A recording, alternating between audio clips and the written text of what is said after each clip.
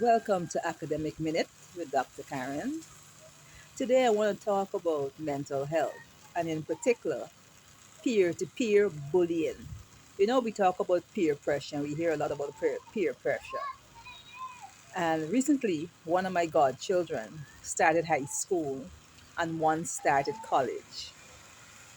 And because of that, I was very concerned about bullyism because you're meeting new people from various other locations and colleges and lifestyles and homes. They're new to you and you want to make friends. Well, everyone that smiles with you is your friend. So I want in particular to talk about how to spot bullyism.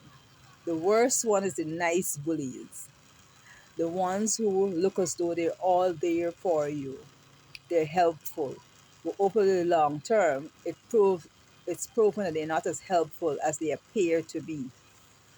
How to spot such people, how to avoid interaction with them. If you have to interact with them, document uh, everything.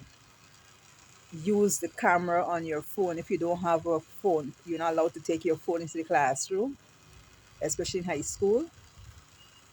Make sure you have some other recording device and have keep a little log of date, time, and action, and look around you to see what cameras are around. Dash cams, for example, cameras from other building, security cameras, or so on.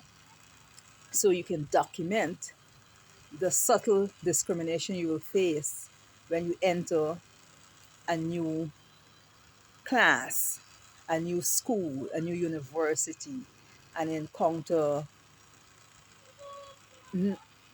nice discrimination. They're the overt ones where people talk you down, isolate you, and or they lock you in rooms if they feel you for some reason, whatever triggers them. You're brighter than them, you're more good looking than them, you're taller than them. It doesn't matter what, but they take whatever you appear to be and it offends them, and they take it personally. Those are the obvious ones, and you know how to avoid them in general. But the subtle ones, those are the most dangerous ones and the harder ones to spot because they flex between being nice and flex between being evil. They're like what some sitcoms call frenemies, and they can be people who come close to you to find about you, to find your weaknesses and to use it against you, or even use your strengths and turn them into weaknesses. And they affect you emotionally and they can drag your grades down, switch your focus from what you dare to do well academically into all sorts of weird places. They can set you up, take you to locations where harmful people are. They can lower you into being a substance abuser.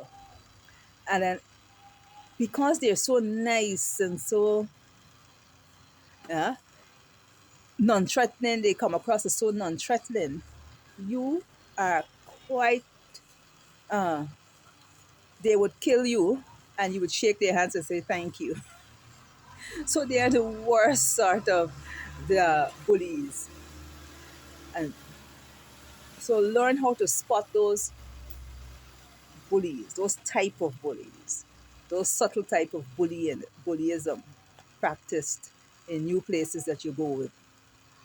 I hope this helps someone out there. It has happened to me. I had to learn over the years how to deal with that and deal with such people.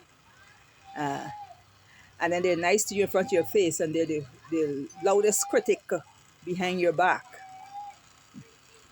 So you have to learn to spot those people and quickly deal with them and cut them off right off the bat. They would ask you a question of somebody else or a story about someone else, and then they'd say you would like to talk name, but they would not say they asked you a question and you answered it. So you really, really, really have to be careful with such people around. And then always operate in the practice that I don't know anything. And if you're a nice, kind, and empathetic person, they can also use that against you by placing you in situations and making you the architect of a disaster that they called you in to help. Not a red flag. So be very careful meeting those sort of people. So from the desk of Dr. Karen, stay safe. Remember to pamper yourself and see you in the next clip. Thanks for watching.